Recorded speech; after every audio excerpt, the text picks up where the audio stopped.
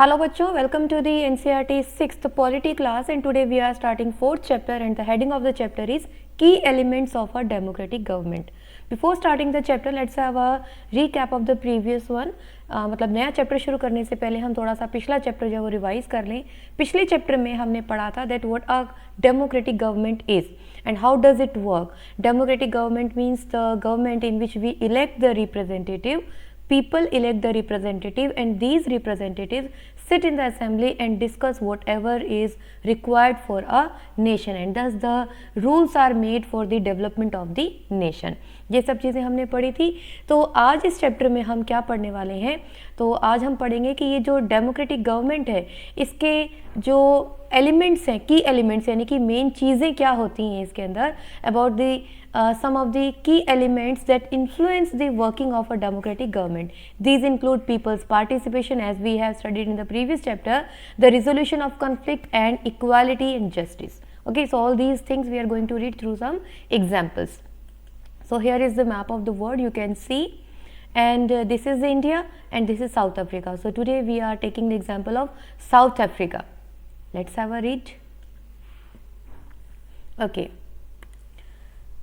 South Africa is a country that has people of several races, यानी कि south Africa में अगर हम देखें तो बहुत तरह तरह के लोग हैं, अलग अलग एरियाज से आकर बसे हुए लोग हैं. There are black people who belong to the South Africa, whites who came there to settle and Indians who came as laborers and traders, यानी कि मिला जुला रूप है. कुछ वहाँ पर ब्लैक पीपल हैं जो साउथ अफ्रीका से बिलोंग करते हैं, कुछ जो है वाइट पीपल हैं, यहाँ पर ब्लैक एंड वाइट यानी कि उनके कॉम्प्लेक्शन से लिया गया है. तो जो वाइट पीपल हैं वो वहाँ पर जो सेटल होने के लिए आए हैं और इंडियंस भी वहाँ पर हैं जो एज अ लेबरर और बिजनेस के तौर पर वहाँ पर गए थे. तो यहाँ पर एक स्टोरी का एग्जाम्पल दिया गया है. Maya Naidu an 11-year-old South African girl living in the town of Johannesburg was helping her mother clear up her old boxes. तो ये जो बच्ची है, छोटी सी बच्ची है, इसको घर की साफ़ सफाई करते समय कुछ जो है न्यूज़पेपर के आर्टिकल्स मिलते हैं और उस न्यूज़पेपर के आर्टिकल्स में एक बच्चा जो है उसके बारे में उसे समझने को मिलता है. There were many pictures of a young school boy of around 15 years of age, यानी कि उन न्यूज़पेपर से मोस्टली 15 ईयर के एक बच्चे की जो है तस्वीरें होती हैं. When she asked her mother who the boy was, she was told that he was called Hector Peterson, यानी कि ये जो बच्चा था जिसके न्यूज़पेपर में तस्वीरें थी, पिक्चर्स थी, उसका नाम था हेक्टर. और ये जो लड़का है ये पुलिस के द्वारा he has been shot by the police. Maya was shocked why she asked, यानी एक 15 साल के बच्चे को पुलिस ने गोली क्यों मार दी. तब उसकी मदर ने उसको समझाया, पूरी स्टोरी बताई that South Africa was earlier govern by the apartheid laws. Apartheid laws क्या होते हैं, देखिए अपार्थाइड लॉज जो होते हैं यानी कि जहाँ पर रेसेस के बेस पर डिस्क्रिमिनेशन होता है. ओके यानी कि जैसे अभी हमने ब्लैक एंड वाइट पढ़ा तो यहाँ पर आप जैसे जैसे आगे पढ़ोगे वो पढ़ोगे कि यहाँ पर सेपरेशन होता है रेसेस का, यानी कि उनके अंदर डिफ्रेंसिएशन होता है. अलग अलग फैसिलिटीज़ जो हैं वाइट पीपल के लिए होती हैं लेकिन जो ब्लैक पीपल हैं उनको उनसे अलग रखा जाता है. तो ये सब चीज़ अभी आप पढ़ेंगे आगे. देखिए South African people were divided into white, black, Indian and coloured races. According to the law, these races were not allowed to mingle with each other, यानी कि ये जो रेसेस हमने पढ़ी हैं ब्लैक, वाइट, इंडियन, ये सब आपस में मिलजुल कर नहीं रहते थे. To live near each other और even to use common facilities, यानी कि जो फैसिलिटीज़ जो गवर्नमेंट की तरफ से दी जा रही हैं वो भी सबके लिए इक्वल नहीं थी. And Maya was the kid of the modern time, यानी कि उसने ये सब चीज़ें देखी नहीं थी. वो सुनकर बड़ी हैरान थी कि क्या ऐसा भी हो सकता है कि गवर्नमेंट जो फैसिलिटीज़ दे रही है उसमें डिफ्रेंसिएशन हो, डिस्क्रिमिनेशन हो, वो भी रेसेस के बेस पर. Maya's mother sounded angry when she spoke about life under apartheid. She told Maya that in those days, यानी कि जो मदर हैं वो अपने पुराना टाइम याद करते हुए वो महसूस कर सकती हैं, वो फीलिंग जो है वो महसूस कर रही हैं और बता रही हैं कि किस तरीके का टाइम पीरियड जो है वो उन्होंने देखा था. तो जो अपार्थाइड सिस्टम था बहुत ही बुरा सिस्टम था जिसमें जो है लोगों के साथ बहुत ज़्यादती होती थी. Hector and other school students were being forced to learn this language but they sorry हमें यहाँ पर इसको पहले पीछे से लेना होगा, आगे ले लिया हमने चैप्टर. ओके ये देखिए यहाँ पर जो है हमें पहले दिखाया गया कि जो ब्लैक एंड वाइट पीपल थे, जो कलर्ड पीपल थे इंडियंस, उनमें क्या क्या डिस्क्रिमिनेशन होता था। देखिए जैसे hospitals were separate and so were ambulances, and ambulance meant for white people would always be well equipped while one meant for black people was not, यानी कि उनके लिए जो सुविधाएं थी वो अच्छी नहीं थी। There were separate trains and buses, even the bus stops were different for black and white people, यानी कि वो लोग साथ खड़े होकर बस का वेट भी नहीं कर पाते थे। Non whites were not allowed to vote, यानी कि उनके पास वोटिंग राइट्स नहीं थे नॉन वाइट्स के पास में। The best land of the country was reserved for the white people and non-whites had to live on the worst available land. Thus blacks and colored people were not considered to be equal to whites, यानी कि वहाँ पर जो equality की थी वो धज्जियाँ उड़ रही थी, यानी कि वहाँ पर कोई इक्वल राइट्स लोगों के पास नहीं थे। One black township was the southwestern township, Soweto. Hector Peterson, who lived here, and he and his classmates joined the protest against learning the African language. यानी कि अब यहाँ पर ये बताया जा रहा है, जिस बच्चे की बात की जा रही थी कि वो जो साउथ वेस्टर्न टाउनशिप है वहाँ पर रहता था, कॉलेज का एक स्टूडेंट था, और उस कॉलेज में जो वहाँ की लैंग्वेज थी उसको पढ़ने के लिए इन बच्चों को फोर्स किया जा रहा था। और ये जो लैंग्वेज थी वो किसके द्वारा बोली जाती थी, वहाँ के जो वाइट पीपल थे। This was the language that the white people spoke, यानी कि जो वाइट पीपल हैं वो इस लैंग्वेज को बोलते थे, और उन सभी बच्चों को जो है ये भाषा सीखने के लिए फोर्स किया जा रहा था। लेकिन जो ये नॉन वाइट लोग थे वो इसके फेवर में नहीं थे। Hector and other school students were being forced to learn this language but they wanted to learn their own language Zulu, यानी कि ये जो हेक्टर और दूसरे नॉन वाइट पीपल थे ये अपनी लैंग्वेज को सीखना चाहते थे क्योंकि उनके काम की वही लैंग्वेज थी। The South African police beat up the protester mercilessly and shot at the crowd. One of their bullet killed Hector. This was on 16th June 1976, और 1976 16 जून को जब ये लोग प्रोटेस्ट कर रहे थे तो उसी समय पुलिस ने जो है वो बुलेट्स जो है वो चलाई और उसी के एक शॉट में जो है इसको हेक्टर की डेथ हो गई। Then what happened? The African National Congress, a group of people who led the struggle against apartheid, यानी कि वहाँ पर जो अफ्रीकन नेशनल कांग्रेस है एक ग्रुप बना और इन्होंने इस स्ट्रगल को जो इस अपार्थाइड सिस्टम के अगेंस्ट था इसको आगे कंटिन्यू किया। And their most well known leader Nelson Mandela fought the apartheid, यानी कि नेल्सन मंडेला आपने नाम सुना होगा, इनके बारे में आप आगे भी पढ़ने वाले हैं। तो इन्होंने इस स्ट्रगल को, इस मूवमेंट को आगे लेके गए। Finally, they succeeded, and in 1994, South Africa became a democratic country in which people of all races were considered equal. और इनके इस मूवमेंट का, इस स्ट्रगल का ये रिजल्ट निकला, जो भी उन्होंने सेक्रीफाइसेस किए कि 1994 में साउथ अफ्रीका के अंदर ये जो डिस्क्रिमिनेशन हो रहा था रेसेस के बेस पर वो ख़त्म हुआ, सबको जो है वो क्या हुई, इक्वालिटी मिली और ये एक डेमोक्रेटिक कंट्री के रूप में डेवलप हुआ। तो ये आपको ध्यान रखना है कि अपार्थाइड सिस्टम क्या है और इनके जो लीडर है वो कौन थे, नेल्सन मंडेला। ओके, और 1994 में जो है इनको इस सिस्टम से, अपार्थाइड सिस्टम से आज़ादी मिली। क्लियर? तो अब हम बात करेंगे, देखिए एग्जाम्पल हमने पढ़ा कि किस तरीके से डेमोक्रेसी साउथ अफ्रीका में आई, यानी कि इक्वालिटी की हम बात कर रहे हैं। और वो इक्वालिटी कब मिली लोगों को, जब जो कुछ लोग थे वो आपस में इकट्ठा हुए और उन्होंने डिमांड की कि ये चीज़ गलत हो रही है, उन्होंने प्रोटेस्ट किया। ठीक है, तो इस तरीके से डेमोक्रेटिक गवर्नमेंट वहाँ पर इस्टेब्लिश हुई। तो चलिए अब हम बात करते हैं की एलिमेंट्स की, जो कि हमारी हेडिंग है चैप्टर की। Let us now try to understand what a democratic government mean to all of us, यानी कि हमारे लिए है क्या।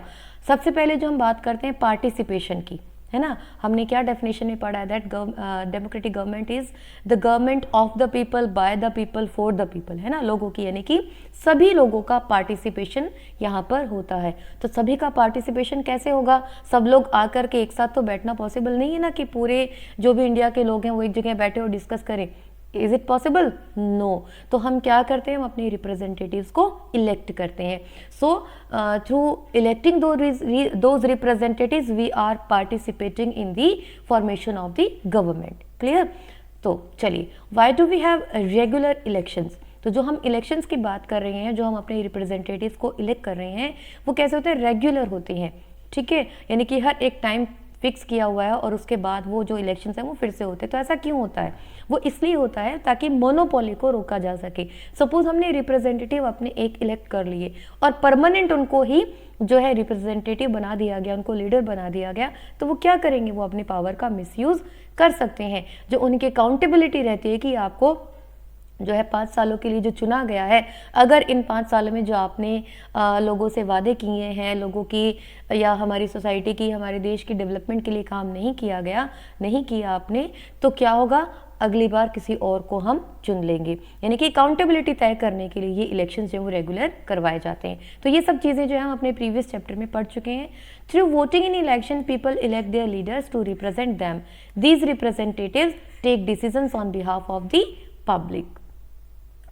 लोगों के बिहाफ पर क्या करते हैं? ये डिसीजंस लेते हैं। In doing so, it is assumed that they will keep in mind the voices and interest of the people। भाई हमने अपना एक नेता चुना है, वो किस लिए चुना है? ताकि हम लोगों की जो समस्याएं हैं, जो हमारी डिमांड्स हैं, वो आगे तक यानी कि पार्लियामेंट तक या जहाँ बैठ कर के सब लोग डिस्कस कर रहे हैं, हमारे देश के लिए नियम बन रहे हैं, कानून बन रहे हैं, पॉलिसीज़ बन रही हैं, तो उन चीज़ों को, हमारी ज़रूरतों को भी वहाँ पर ध्यान रखा जाए। ठीक है। All governments are elected for fixed periods. In India the period is 5 years. हमारे जो आपने ध्यान दिया है ना, जो इलेक्शंस होते हैं हर 5 साल बाद होते हैं। ठीक है। तो इंडिया में जो टाइम पीरियड है वो कितना है? 5 ईयर्स का। Once elected, governments can stay in power only for that period. If they want to continue to be in power, then they have to be re-elected by the people. अब आपने देखा है, जैसे हम बात करते हैं कि कांग्रेस पिछले कितने ही सालों से राज कर रही थी, है ना? तो वो क्यों कर रही थी? क्योंकि वो लोगों के लिए काम कर रही थी, लोग उनको पसंद कर रहे थे और बार बार क्या कर रहे थे? उनको जिता रहे थे। ठीक है, उनको वोट कर रहे थे। तो कोई भी गवर्नमेंट अगर 5 साल से ज़्यादा अपना जो है टेन्योर रखना चाहती है, अपना टाइम पीरियड, अपना कार्यकाल रखना चाहती है, तो उसको देश के डेवलपमेंट के लिए, लोगों की भलाई के लिए काम करना होगा, ताकि लोगों का सपोर्ट उनको मिले कि भाई हाँ, ये जो गवर्नमेंट है ये हमारी वेलफेयर के लिए काम कर रही है और अगर हम इसको दोबारा से इलेक्ट करते हैं तो हमारा और भी डेवलपमेंट हो पाएगा। ठीक है। So this is a moment when people can sense their power in a democracy. तो इसी तरीके से जो लोग हैं वो अपनी पावर को फील करते हैं। In this way the power of the government gets limited by regular elections. Okay. और दूसरा तरीका क्या है? एक तो हमने वोटिंग राइट्स को यूज करके पार्टिसिपेशन किया, हमने अपने रिप्रेजेंटेटिव्स को इलेक्ट किया। और दूसरा तरीका क्या हो सकता है? देखो, other ways of participating. Elections are usually held once in 5 years. अभी हम पढ़ चुके हैं कि इंडिया के अंदर कितना टेन्योर? 5 ईयर्स का। Besides voting, there are other ways of participating in the process of government. People participate by taking an interest in the working of the government and by criticizing it when required. यानी कि जो भी policy government के द्वारा बनाई गई हैं, अगर हमें लगता है कि वो हमारी वेलफेयर के लिए नहीं है, हमारी फेवर में नहीं है या हमारे कॉन्स्टिट्यूशन को फॉलो नहीं करती हैं, तो हम उनको क्रिटिसाइज भी कर सकते हैं। इन August 2005, when a particular government increased the money people had to pay for electricity, people expressed their disapproval very sharply. यहाँ पर देखिए एक एग्जाम्पल दिया गया 2005 का। यहाँ इस समय क्या किया था, जो गवर्नमेंट थी उस समय में, उसने बिजली के जो बिल थे वो बहुत ज़्यादा बढ़ा दिए थे। तो लोगों ने इस चीज़ का विरोध किया और इसको डिसअप्रूव कर दिया कि नहीं, ये सही नहीं है, हम इतना जो है पे नहीं कर सकते, ये हमारे लिए बहुत बड़ी बर्डन हो जाएगी। तो इसको एक मूवमेंट के तौर पर जो है वो लोगों ने आगे बढ़ाया। They took out rallies and also organised a signature campaign. यानी कि सभी लोगों ने सिग्नेचर कैंपेन चलाई। सिग्नेचर कैंपेन क्या होती है? देखिए, जो है लोग अब सिग्नेचर करके अपना जो अप्रूवल देते हैं कि हम सभी जो है इसको अप्रूव कर रहे हैं, इस मूवमेंट को, इस रैली की फेवर में है। The government tried to explain and defend its decision, but finally listened to the people's opinion and withdrew the increase. अब क्या हुआ? देखो, जब गवर्नमेंट ने देखा कि लोग जो हैं रैलीज कर रहे हैं, अपोज कर रहे हैं उनके इस डिसीजन को, तो उन्होंने अपनी ओर से जो है सफाई देने की कोशिश की, यानी कि डिफेंड किया अपने आप को और कुछ तर्क दिए कि किस तरीके से हमने ये जो बिजली के बिल हैं वो बढ़ाए हैं, क्यों बढ़ाए हैं। लेकिन जो लोग थे वो इसके लिए बिल्कुल भी एग्री नहीं थे और फाइनली जो गवर्नमेंट को है अपना ये जो डिसीजन है वो चेंज करना पड़ा, because it is responsible to the people. अब आप लोगों के लिए काम कर रहे हो और लोग ही उसकी फेवर में नहीं हैं, तो ये गवर्नमेंट काम कैसे कर पाएगी। अभी जैसे लेटेस्ट आपको एग्जाम्पल मैं बताती हूँ, देखिए जो आप देख रहे हैं जो हमारे फार्मर्स हैं, आपने देखा है ना, फार्मर्स दिल्ली की तरफ बढ़ रहे हैं, वो एक रैली निकालना चाह रहे हैं, विरोध करना चाह रहे हैं जो भी हमारी वर्तमान सरकार के जो नियम कानून जो हमारी सरकार बना रही है उसके विरोध में।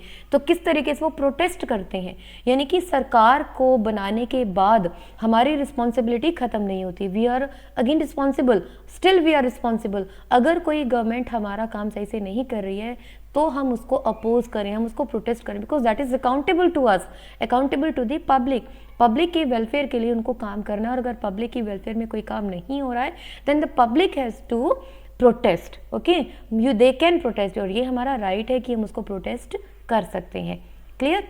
तो इस तरीके से भी हम जो है पार्टिसिपेशन अपना गवर्नमेंट में दे सकते हैं। ओके, ये देखिए कुछ एग्जांपल्स हैं आपके सामने कि किस तरीके से जो है अप्रूवल्स और डिसअप्रूवल के अलग अलग तरीके दिए गए हैं। जैसे यहाँ पर एक एग्जांपल में देखिए, जो पोस्टर्स होते हैं, जगह जगह पर पोस्टर्स लगा दिए जाते हैं, जो साइन बोर्ड्स हैं, रोड मैप्स हैं, वहाँ पर जो है पोस्टर्स लगा दिए जाते हैं। तो ये महेश कपासी जो हैं दिल्ली के, इन्होंने एक कैंपेन चलाई बैन पोस्टर्स करने के लिए, क्योंकि लंबे समय तक जब ये पोस्टर्स उन पर लगे रहते हैं तो साइन बोर्ड्स पढ़ने में दिक्कत आती है। ठीक है, इसी तरीके से जो है देखिए टाइगर जो है पॉपुलेशन को प्रोटेक्ट करने के लिए कैंपेन चलाई गई है, ये सोहनपाल जो गुवाहाटी असम की बात की गई है। यहीं पर देखिए जो government must give compensation to flood victims, जो यहाँ पर ये पूरा डिटेल में यहाँ पर नहीं आया हुआ है, हम इसको देख लेते हैं कि फ्लड विक्टिम्स को जो है कंपनसेशन देने के लिए कैंपेन चलाई गई कि किस तरीके से सरकार को इन लोगों की मदद करनी चाहिए। तो कैंपेन्स चलाई जाती हैं और जो लोग जो हैं उसको सपोर्ट करते हैं। Clear? Okay, there are many ways in which people express their views and make government understand what action they should take. These include dharnas, rallies, strikes, signature campaigns etcetera. यानी कि इन सब तरीकों को यूज़ करके जो लोग हैं वो क्या कर सकते हैं, गवर्नमेंट की जो पॉलिसीज उनको अपोज कर सकते हैं, जो अपने व्यूज़ हैं उनको एक्सप्रेस कर सकते हैं। हमने कॉन्स्टिट्यूशन में पढ़ा है ना, we have the right to express ourself, we have the right to oppose, यानी कि कोई भी पॉलिसी है अगर हम उसके फेवर में नहीं है, फेवर में मतलब एक इंडिविजुअल के लिए नहीं, ओवरऑल अगर हम एक कम्युनिटी की बात करें या ओवरऑल अगर हम देखें देश के डेवलपमेंट की हम बात करें, अगर फेवर में नहीं है तो उसको अपोज किया जा सकता है एक जस्ट मैनर में। ठीक है, यानी कि एक सही तरीके से, यानी कि नॉन वायलेंस होना चाहिए, वहाँ पर शांतिपूर्वक तरीके से आप जो है उसको अपोज कर सकते हैं। Things that are unfair and unjust और ऑल्सो ब्रॉट फॉरवर्ड, यानी कि अगर हमें लगता है जैसे कहीं किसी भी डिपार्टमेंट में कोई करप्शन हो रहा है, कोई घपला हो रहा है, कोई अनजस्ट हो रहा है, कोई अनफेयर चीज़ हो रही है, तो उसको भी हम सामने ला सकते हैं। और इसमें हमारी मदद कौन करता है? मीडिया, जैसे न्यूज़पेपर्स हैं, मैगजीन्स हैं, टीवी हैं, न्यूज़ चैनल्स आप देखते हैं किस तरीके से इन सब चीज़ों को हमारे सामने लेकर आते हैं। तो these also play a role in discussing government issues and responsibilities. Clear? If a country's people are alert and interested in how the country is run, the democratic character of the governments of that country will be stronger. अगर किसी देश के जो लोग हैं वो alert हों, उन्हें पता हो कि हमारी राइट्स क्या है, क्या चीज़ सही है, क्या चीज़ गलत है, तभी वो डेमोक्रेटिक करेक्टर जो है उस कंट्री का वो फ्लरिश हो पाता है और वो गवर्नमेंट जो है वो स्ट्रांग बन पाती है। जैसे अभी हमने साउथ अफ्रीका का एग्जांपल देखा, वहाँ पे जो नॉन वाइट लोग थे उनको वो अवेयर थे, वो स्ट्रांग थे, अलर्ट थे, उनको पता था कि ये चीज़ गलत है, हमें इसको अपोज करना है, हमें इसका विरोध करना है, हमें भी इक्वालिटी के राइट्स जो है वो मिलने चाहिए। तो इसीलिए वहाँ पर जो है डेमोक्रेटिक गवर्नमेंट डेवलप हो पाई। अभी जैसे हम इंडिया की बात करें, अभी 2005 का एग्जांपल आपने पीछे पढ़ा, तो लोगों ने विरोध किया कि ये चीज़ गलत है, हम कैसे पे करेंगे, तो उन्होंने अपोज किया और गवर्नमेंट को उनकी बात को मानना पड़ा। ठीक है, अच्छा अब ऐसा नहीं है कि कोई भी चीज़ गवर्नमेंट ने कोई पॉलिसी बनाई और जो पब्लिक है उसको अपोज कर देगी और जो है वो गवर्नमेंट को मानना पड़ेगा, ऐसा नहीं होता। जो है हर चीज़ जो इसको डिस्कस किया जाता है, पैनल्स बैठते हैं और डिस्कशंस होते हैं कि इसकी फेवर में जो गवर्नमेंट है वो अपनी फेवर में सपोर्ट, अपनी सपोर्ट में जो है पक्ष रखती है, और जो पब्लिक है वो उनकी तरफ से जो रिप्रेजेंटेटिव्स हैं वो अपनी बात रखते हैं, और फिर इन चीज़ों को सॉर्ट आउट किया जाता है। Clear? So the next time we see a rally winding through the streets of our cities and towns or villages, we should pause to find out what the rally is about, who is participating in it and what they are protesting about. This will help to give us a sense of how our government works. तो next time जब भी कोई rallies वगैरह होती हैं तो आपको पता होना चाहिए कि वो किस बारे में हो रही हैं, क्या गवर्नमेंट की किसी पॉलिसी का विरोध किया जा रहा है, क्यों किया जा रहा है। ओके, तो चलिए अभी जो आपको मैंने समझाया, देखिए कि जो डेमोक्रेसी है वो क्या देती है, लोगों को राइट देती है, पीपल्स को पार्टिसिपेशन का राइट देती है. While it is true that a democracy allows people to participate, it is also true that not all sections of the people are actually able to do so. अब हम voting rights की बात करते हैं, लेकिन क्या सभी लोग वोट देते हैं? कुछ लोग दे नहीं पाते हैं या कुछ लोग इच्छा से नहीं देते, तो सभी लोग जो है उसमें पार्टिसिपेट नहीं करते हैं. Another way for people to participate is by organizing themselves into social movements that seek to challenge the movement and its functioning. यानी कि आप कैंपेन्स चला सकते हैं, आप एक ग्रुप ज्वाइन कर सकते हैं, ग्रुप बना सकते हैं इन सोशल मूवमेंट्स के लिए, और जो है जो गवर्नमेंट को आप चैलेंज कर सकते हैं. जैसे भी हमने साउथ अफ्रीका का एग्जांपल देखा कि वहाँ पे जितने भी नॉन वाइट लोग थे उन्होंने एक कैंपेन चलाई इस अपार्थाइड सिस्टम के अगेंस्ट. ठीक है, तो उनको क्या किया, उनको राइट्स मिले अपने. क्लियर, तो बिना पार्टिसिपेशन अगर आपको राइट नहीं है वहाँ पर, तो भी क्या किया, देखो आपने मूवमेंट को आगे चलाया और गवर्नमेंट को चैलेंज किया. Clear. Members of the minority community, Dalits, Adivasis, women and others are often able to participate in this manner. तो ये लोग जो है इस तरीके से अपने अपने तरीके से जो है वो कर सकते हैं. तो अब कन्फ्लिक्ट्स की अगर हम बात करें कि जो मतभेद हो जाते हैं, यानी कि सरकार की जो है पॉलिसी कई बार हम अप्रूव नहीं करते हैं, तो क्या किया जाए, तो वो भी रिजॉल्व तो होनी चाहिए. नीड टू रिजॉल्व कन्फ्लिक्ट, यानी कि जो भी कन्फ्लिक्ट है, मतभेद है, उसका सुलझेरा होना जरूरी है, रिजॉल्व होना जरूरी है. In Maya's story, you read about how conflict can often lead to violence and death because one group decides that it is all right to use force to prevent the other group from the protesting. अब जैसे हमने उस बच्चे की बात देखी, Hector, जो उस प्रोटेस्ट के अंदर उसकी डेथ हो गई, वो किसकी गलती की वजह से था, क्योंकि एक ग्रुप जो था वो डोमिनेट था और उसी ने सारी चीज़ें डिसाइड कर दे कि नहीं, आप प्रोटेस्ट नहीं कर सकते हैं, आप जो हैं नॉन वाइट लोग हैं, आपको वो राइट्स आपको नहीं दिए जाएंगे. तो ये चीज़ जो है एक कन्फ्लिक्ट हुआ. तो इस कन्फ्लिक्ट को ये कन्फ्लिक्ट्स कब आते हैं, जब कोई भी एक ग्रुप अपने आप को सुपीरियर समझने लग जाए और सारी अथॉरिटीज़ अपने अंडर ले ले और ये माने कि जितने भी दूसरा कल्चर है या रिलीजन है या जो रीज़न है या इकोनॉमिक बेस पर अगर हम देखें कि अपने आप को सुपीरियर देखने लग जाए और दूसरों को जो है वो अपने से कमतर समझने लग जाए, जब तक उस सिचुएशन में जो है ये कन्फ्लिक्ट्स उभरने लगते हैं. क्योंकि जो डोमिनेट करने वाले लोग हैं वो क्या समझेंगे, वो सारे जो राइट्स हैं, अथॉरिटीज़ हैं, वो अपने पास रखेंगे और जो रिसेसिव रह जाएंगे, यानी कि जो कमतर रह जाएंगे, वो अपने आप को दबा हुआ मजबूर महसूस करेंगे और वो उतना डेवलपमेंट नहीं कर पाएंगे. ठीक है, तो इस तरीके से जो डिस्क्रिमिनेशन है वो जनरेट होता है. Conflicts occur when people of different culture, religions, regions और economic backgrounds do not get along with each other, यानी कि जब लोग एक साथ नहीं मिल पाते हैं, और when some among them feel they are being discriminated against, और उनमें से कुछ को फील हो कि उनके साथ भेदभाव हो रहा है. People may use violent means to settle their differences. अब इन मतभेदों को सुलझाने के लिए लोग क्या करते हैं, वायलेंस को भी फॉलो करते हैं, यानी कि हिंसा को. अभी हमने जैसे रैलीज, धरना कहा, अभी आपसे मैंने क्या कहा कि जो जस्टफुल मैनर है उसको हमें फॉलो करना चाहिए, ना कि हमें अनजस्ट या अनफेयर मीन्स को यूज़ करना चाहिए. वायलेंस बिल्कुल भी हमें नहीं करना चाहिए. जैसे इस एग्जांपल में हमने देखा जो वायलेंस क्रिएटिव की वजह से एक एग्जांपल हमने देखा हेक्टर, लेकिन कितने ही ऐसे लोगों की डेथ हो जाती है. ठीक है, तो इससे किसका नुकसान है, अल्टीमेटली तो हमारे देश का ही नुकसान है ना, क्या इमेज बनती है सबके सामने. तो इस चीज़ को हमें ध्यान रखना चाहिए कि जो जस्ट वे है वो उसको हमें फॉलो करना चाहिए. People may use violent means to settle their differences. This leads to fear and tension among other living in an area.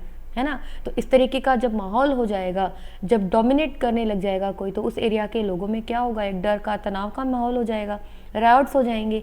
The government is responsible for helping to resolve conflict. अब यहाँ किसका काम होता है, अब government का काम होता है कि ये जो कन्फ्लिक्ट हो गया है ग्रुप्स के बीच में उनको रिजॉल्व करे. ठीक है, तो कुछ और कॉन्फ्लिक्ट्स यहाँ पर हमारे दिए गए हैं कि किस किस तरीके के हो सकते हैं.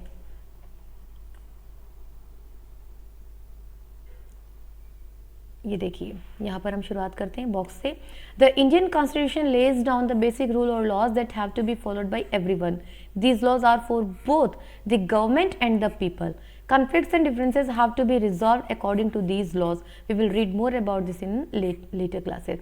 आगे की क्लासेस में आप इन सब चीज़ों के बारे में पढ़ेंगे कि जो रूल्स रेगुलेशंस बनाए गए हैं हमारे कॉन्स्टिट्यूशन के द्वारा वो गवर्नमेंट और पब्लिक सब के लिए हैं. ऐसा नहीं गवर्नमेंट पावर में आ गई है तो वो मनमर्जी से करेगी, ऐसा कुछ नहीं हो सकता। जो रूल्स है रेगुलेशन हैं वो सबके लिए हैं। क्लियर। तो यहाँ पर अब हम कुछ कॉन्फ्लिक्ट्स की बात करें। देखिए जैसे रिलीजियस प्रोसेशन यहाँ पर दिया गया है, ठीक है, धार्मिक अनुष्ठानों की हम बात करते हैं या सेलिब्रेशन की हम बात करते हैं, ये कुछ कॉन्फ्लिक्ट कर सकते हैं। जैसे एग्जांपल दिया रूट, कोई रैली निकलने, कोई धार्मिक जो है जो रैली निकल रही है उसमें अलग अलग धर्मों की जब रैली निकलती है तो एक पर्टिकुलर रूट के लिए लड़ाई हो सकती है कि इस रूट से हम निकलेंगे, जो दूसरा रिलीजन है वो कहेगा नहीं जी इस रूट से तो हम निकलेंगे। तो यहाँ पर क्या होगा, गवर्नमेंट का रोल प्ले करना होता है, particularly the police play an important role in getting representative of concerned communities to meet and try and arrive at a solution। तो गवर्नमेंट क्या करती है, वो अपने जो भी ग्रुप थे जिनके बीच में कन्फ्लिक्ट हुआ उनके लीडर्स, उनके रिप्रेजेंटेटिव्स को बिठा करके बातचीत करती है और उनको समझाती है, ठीक है, और इनको सॉर्ट आउट करती है। At times there is fear the violence may erupt with people throwing stones और trying to disrupt the procession. The police is responsible for ensuring that violence does not take place. Clear. यहाँ पर police की responsibility बन जाती है कि किसी भी तरीके का वायलेंस ना हो और बाकी के जो आसपास के लोग हैं उनको भी कोई नुकसान ना पहुंचे। रिलीजियस मैटर्स के अलावा जो रिवर्स हैं, नदियाँ हैं, वो भी कन्फ्लिक्ट का हिस्सा हो सकती है, क्योंकि रिवर्स आप देखते हैं एक फिक्स पाथ से तो नहीं जाती हैं, है ना। एक स्टेट से ओरिजिन होता है, दूसरी स्टेट से फ्लो करती है, वो किसी तीसरी स्टेट में उनका एंड होता है। तो इस तरीके से कौन से स्टेट का उस रिवर के ऊपर जो है अथॉरिटी होगी उसका पानी यूज़ करने के लिए, तो ये भी क्या हो सकता है, एक कन्फ्लिक्ट का इशू हो सकता है। जैसे कावेरी की अगर हम बात करें, अभी आप देखेंगे, देखिए ना, कावेरी डिस्पाइट बीइंग, यहाँ पर आप इमेज देखेंगे, अभी नीचे दिखाती हूँ आपको उसको स्क्रॉल करके, तो रिवर्स को लेकर के भी जो है वो कन्फ्लिक्ट्स हो सकते हैं। द शेयरिंग ऑफ वाटर किस बेस पर होगा, वाटर शेयरिंग के लिए of river water between different states that a river goes through is becoming an issue of conflict. For example हम कावेरी की बात करें, कावेरी वाटर डिस्प्यूट किस किस के बीच में है, कर्नाटका एंड तमिलनाडु के बीच में। तो जो वाटर स्टोर किया जाता है ये कहाँ किया जाता है, देखिए कृष्ण राजा सागर डैम जो कर्नाटका में, इंपॉर्टेंट है ये चीज़ें, ध्यान रखना है आपको। कावेरी जो डिस्प्यूट है वो किस किस के बीच में, कर्नाटका एंड तमिलनाडु के बीच में है, ठीक है, दो स्टेट्स के बीच में है ये। तो जो वाटर है वो कृष्ण राजा सागर डैम जो कर्नाटका में है यहाँ पर स्टोर किया जाता है और इरिगेशन के लिए यूज़ किया जाता है। और बहुत सारे डिस्ट्रिक्ट में जो है बेंगलुरु की जो है वहाँ पर इसको सप्लाई दी जाती है इस पानी की। The water stored in Mettur dam in Tamil Nadu, दो डैम है देखिए, राजा सागर डैम है कर्नाटका में और मित्तूर डैम है तमिलनाडु में। तो तमिलनाडु में भी कहाँ है, फसलों के लिए इसको यूज़ किया जाता है, और जो डेल्टा रीजन है स्टेट का वहाँ पर इसको यूज़ किया जाता है, ठीक है। तो कौन कौन से डैम किस किस एरिया में है वो आपको ध्यान रखना होगा। तो अब क्या है, तो ये जो वाटर स्टोर हो रहा है, देखिए कन्फ्लिक्ट क्यों हुआ, a conflict arises because both dams are on the same river, एक ही रिवर पर है लेकिन स्टेट क्या हो गई अलग अलग। The downstream dam in Tamil Nadu can only be filled up if water is release from the upstream one located in Karnataka, यानी कि कर्नाटका का जो डैम है वो ऊपर है, तो ऊपर वाला पानी जब डैम का जब पानी छोड़ेंगे तभी तो वो नीचे वाले डैम में भर पाएगा, है ना। तो ऊपर वाला एरिया कौन सा है, कर्नाटका, ओके, और नीचे वाला कौन सा है, तमिलनाडु। तो downstream dam in Tamil Nadu can only be filled up if water is released from the upstream one located in Karnataka.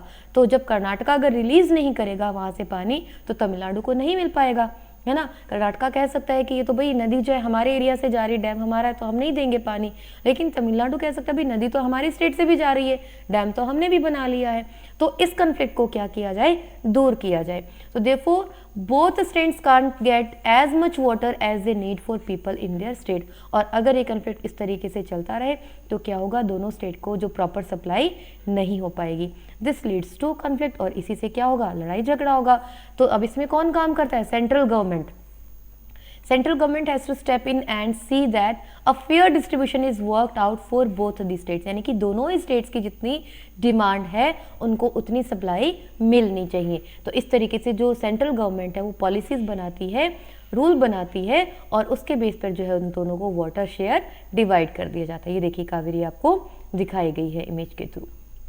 अब इक्वालिटी एंड जस्टिस, जो हम इक्वालिटी की बार बार शुरुआत से ही हम बात कर रहे हैं, तो की एलिमेंट है ना, इक्वालिटी एंड जस्टिस। अभी जैसे हमने पढ़ा कि जो कॉन्स्टिट्यूशन में रूल्स बने हैं वो सबके लिए हैं, वेदर दिस इज गवर्नमेंट और द पब्लिक, चाहे वो गवर्नमेंट हो चाहे वो पब्लिक हो, चाहे वो मैन है चाहे वुमेन है, चाहे ओल्ड है यंग है, कोई भी है, कोई भी रिलीजन है, सबके लिए है। Equality and justice are inseparable. Equality होगी तभी जस्टिस मिल पाएगा, है ना। अगर हमने इक्वल राइट्स दिए हैं तभी तो जस्टिस मिल पाएगा, न्याय मिल पाएगा, है ना। जैसे अगर हम पुराने समय की बात करें, जहाँ पर हम टचेबिलिटी की बात करें, छुआछूत की बात हम करते हैं, पुराने समय में थी तो उन लोगों को हम सोसाइटी से दूर रखते थे, उनको डेवलपमेंट के चांसेस नहीं मिलते थे, तो इक्वालिटी नहीं थी, तो उनके साथ क्या हो रहा था, इनजस्टिस हो रहा था। इसीलिए कहा गया कि equality and justice are inseparable. The earlier practice of untouchability is now banned by law. अब नियम बना दिया गया है ना, छुआछूत को एक अपराध घोषित कर दिया गया है।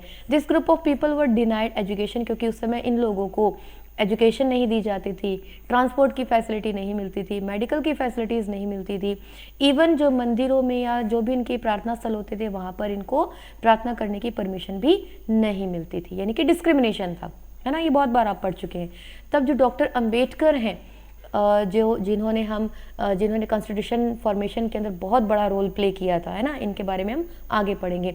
और इन्हीं की जो टीम थी पूरी, एक अकेले यही नहीं थे, पूरी टीम थी, तो उन्होंने इन सब के एफर्ट्स से जो है वो ये रूल बनाया गया और इसको बैन कर दिया गया, अनटचेबिलिटी को, ठीक है, इक्वल राइट्स लोगों को दिए गए।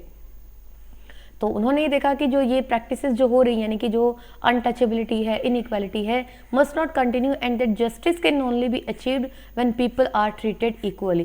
भाई जब इक्वल होंगे तभी तो उनको जस्टिस मिल पाएगा। जब हमने इक्वल राइट्स ही नहीं दिए हैं तो लोगों को हम जस्टिस कैसे दिला पाएंगे, ठीक है। तो ये सब चीज़ें की गई।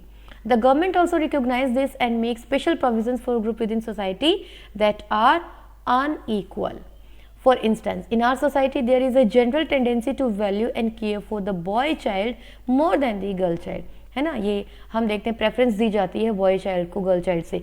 तो ये जो चीज़ें हैं धीरे धीरे जैसे जैसे अवेयर हो रही हैं, एजुकेशन बढ़ रही है, नियम बन रहे हैं, तो उससे लोगों में समझ आती चली जा रही है।